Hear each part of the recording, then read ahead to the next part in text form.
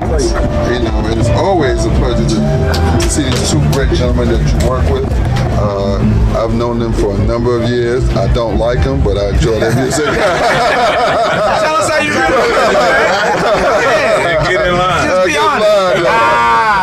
You know, you great musicians really stimulate the crowd, and I've seen you in Atlanta quite a bit, and it's always a pleasure to see Joey, personally, what he does and his innovative. I've watched you continue to grow.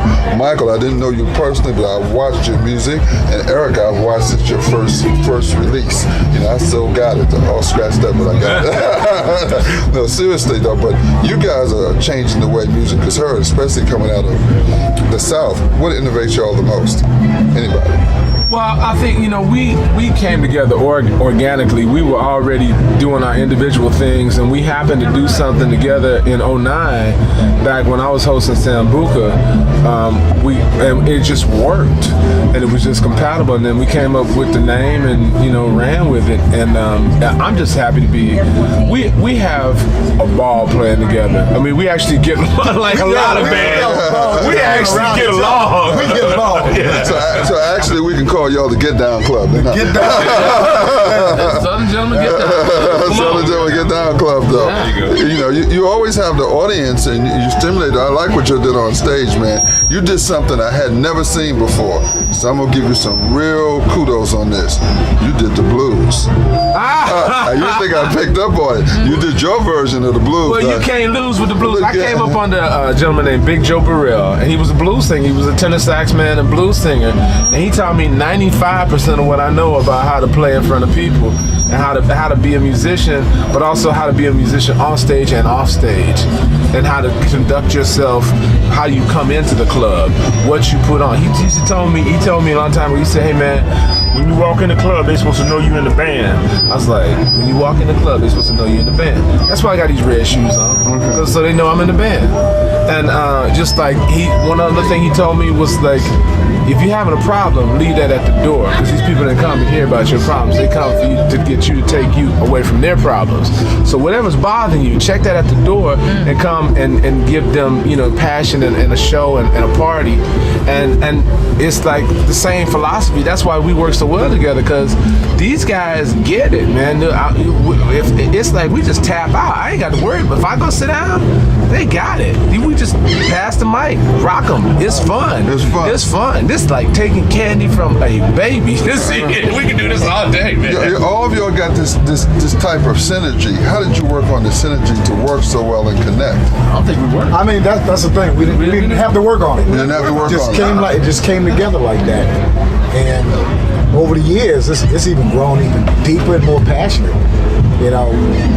Now that we've been a group, we're starting to really understand each other's abilities and each other's playing. And so now we're playing together even more. The first time we played together was like we had been together for years, but now it's even getting stronger. So every day it's getting better for me. I don't know about them.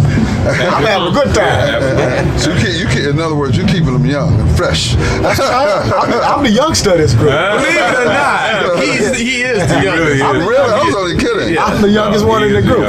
All right, then. I'm 22 years old.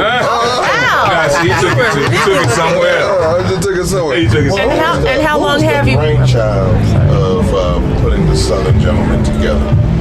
Well, it's like Joey said, it really kind of came together organically. We did the show over at Sambuca one night, and it was very apparent after the show. I mean, we were sitting at the bar, and we're like, man, we need to do this. We need to do this some more. It's like, it's a strange feeling. Huh? Yeah, literally it happened like that. So it wasn't really we didn't give it a whole lot of thought. It was a very organic, process, the way we kind of decided we needed to come together. And like Mike was saying, the playing together has just gotten stronger and stronger over the years. So, we just hope to keep doing it for as long as we can stand one another. Yeah, it's going to be a while. Yeah. It's going to be a while, huh? Yeah. It's funny how people's attitude changes, over a period of time as you work together, and the ching-ching comes in and you get better and better. Did the money have influence on y'all getting better? No, you know what? Let me address that. We all said a long time ago, we never do this for the money. It wasn't about the money, because whenever if I call either one of these cats to do something or vice versa, the last thing we talking about is the money.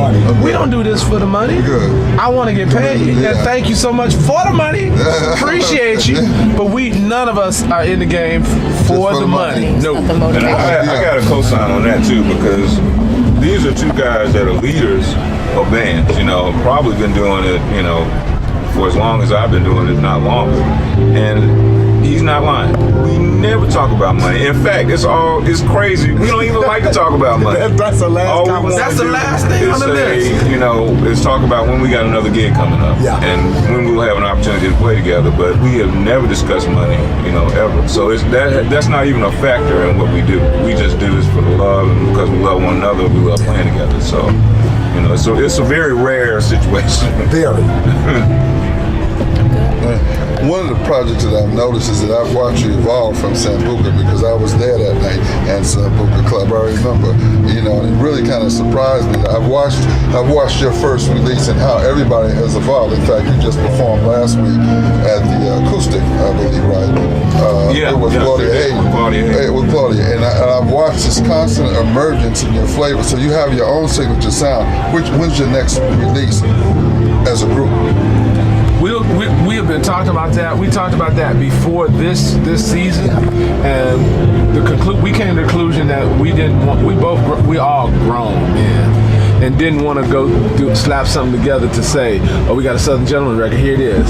So we are taking our time. We're gonna walk down the hill and take care of everything properly. So look for a Southern Gentleman record 2014. Thank you so much. I really think you look very serious as Southern Gentlemen, but my really take on this, y'all look more like Southern gangsters. You hadn't seen us gangster. We can go there now. So you can go there. We in the park now. You gotta see it in the park. All jokes aside, though, I really appreciate what you've done over the years, and I've watched a lot of growth, and that's what I like about all of you, is the growth pattern, the ability to surprise me at all times, and all the audiences, and how you develop and come out with different aspects. That blues shocked me. You got me on that one, so you got a permanent fan. I was temporary before. Somebody get though. But Michael, I really enjoy you as well. To be honest about it, and always you, Eric. Thank you very much. Because you're very creative, and he's very business. I like it when he get angry, he play even harder. But it's a pleasure. Where are we going to see you all in the near future? Where are you headed from here? The Southern Gentlemen, the next time we're going to be, as a group, collectively, we're going to be in Winter Park, Colorado, July 20th? Yeah, July 20th, the Winter Park Jazz Festival. Eric's got the big show at the Preserve Jazz Fest in Birmingham. Well, it's actually in Hoover, right outside of Birmingham. That's June 2nd. Yeah, June 2nd. I'll be at Mabel House Amphitheater in Atlanta, June 8th with Phil Perry, Marion Meadows, and Jeff Lorber. And Mike, where do we? New Orleans Jazz Festival. Yeah. Oh, you're in New Orleans. Next Saturday, actually. Okay. Congo Square stage at 2:30.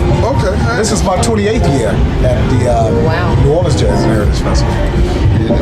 All of you are illustrious, gentlemen, and the way you present your music, and it's very extraordinary that you see people continue to move in this business the way you've done, continue to know how to evolve and work together. I wish all of you the best in the future, and I look forward to seeing you perform at all times, and you can believe I'll be there to aggravate you if you don't perform. Now, just to put you on the spot, Eric, you have a special project coming out in September. Can you talk to us about that? In September I'm doing a concert that is connected to this record that I'm releasing in April the 30th. It's called Evolution.